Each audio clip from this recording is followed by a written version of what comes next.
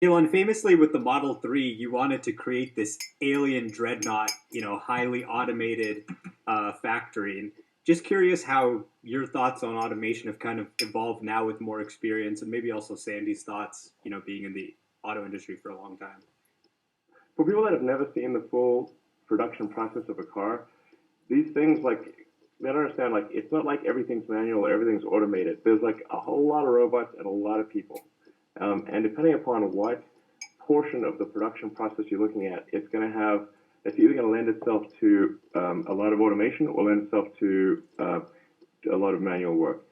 Um, and then over time, you're able to take some of the manual stuff and automate that, or ideally delete the part, delete the process, which is then so you don't need a robot or a person. Um, that's that. I can't emphasize that enough. That is the absolute thing to aim for. In fact, if I think like the number one mistake of smart engineers is optimizing a thing that shouldn't exist. It happens all the time. So Yeah. yeah. Well, that's a good segue in for me because that's precisely what we tell our customers all the time. Is to try and figure out how you can get down to the least number of parts, and it's very difficult to convince people at the concept phase to do that type of an approach or have that type of an approach.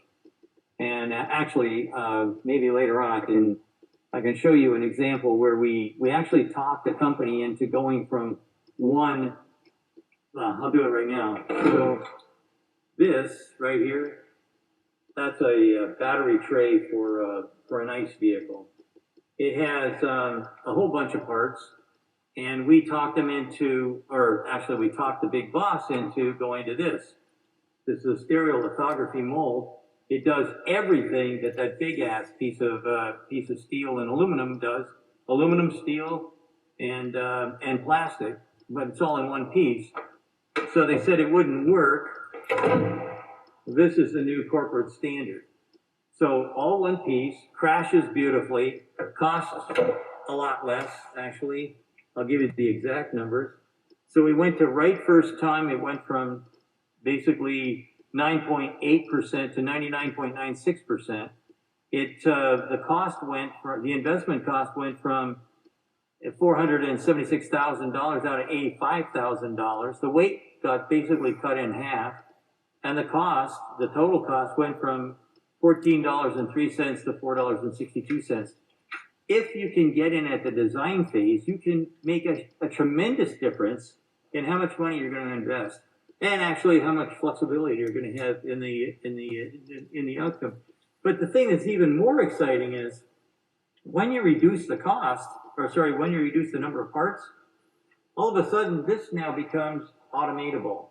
So I know a fair amount about automation. I started as a tool maker in the the automation business.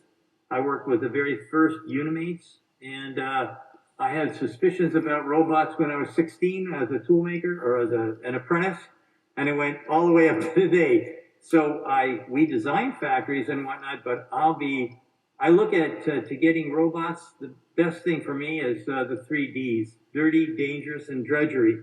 If you have something like that, then we have another program that we call Design for Robotics. You have to design it for the robot. And a good example, actually, is the pipes that are being used on the Tesla Y, where they put the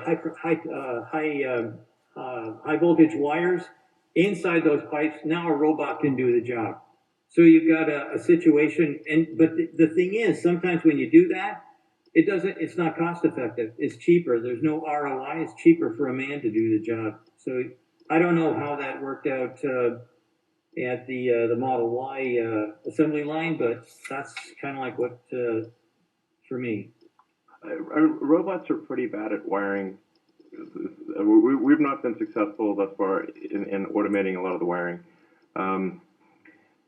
Simplifying the wiring so that there's less work to do, absolutely, and just so like trying to get down, in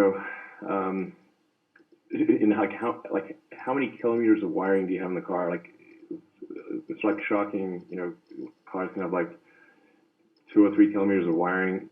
Like I do think like over time it would be cool to do, you know, essentially power over data and have a high data bus. Like get rid of CAN. Like CAN bus sucks. It's low data rate, and you know it's like powered Ethernet is like way better, and the voltage is too low. Like 12 volts is a ridiculously low voltage. Should be at like 48 volts or 50 volts, something like that. And then you can have way smaller wires. I mean, first approximation, you have like, you know, wires like 4 times smaller. And if you can have a high data bus and power, then you can replace all those thick wire bundles with just like a few tiny wires, and you can dump data on the bus instead of having point to point all over the place.